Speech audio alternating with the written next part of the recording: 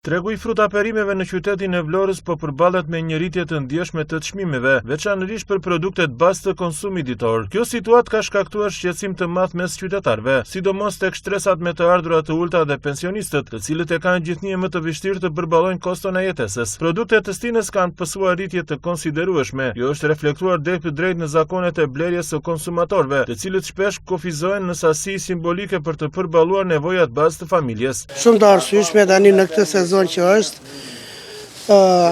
janë gjërat bio, më kupton, domatja është në këtë sezon tani që pa filluar fusha, prodhimi është shumë i lartë dhe nuk ka dhe shumë të reqe.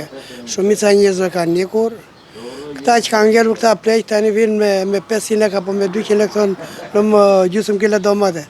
Në këtë sezon të mash domaten me 70 lekë ose 100 lekë të re, është mëse normal, apo spes partizane pa dalë mirë fusha, janë gjërat shumë të lira, më kupton, po nuk ka të reqe, nuk ka njerëz. Në përgjithësi, ju si që shikoni vetë, gjithë është ora 12 dhe komplet malli në vend. Tani, ne vemi e blem, jemi të detyruar që ta paguajmë, por s'kemi qa t'i bëjmë. Kështu është situata, kështu është koha. Tani si u kemi në një rogë të lartë dhe punë, shtyhemi. Mos diskuto, frutat janë shumë të ngritura, me 1800 lekë molla. 1800 lekë molla. Ne do të marrë të zburëm, se më do që pa. Si kështu? Frutat janë.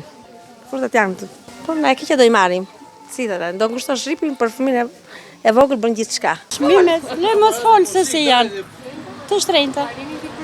Me qartë jarim, me pensionet që kemi nga 120, me qatë jarim, ja. S'ka çmime fare. Unë që vipës, unë i zhëmë gjështu, nuk ka çmime. Ju duken të përballueshme? Po qatë të përballueshme me të keqenë na me 100.000 lekë pension.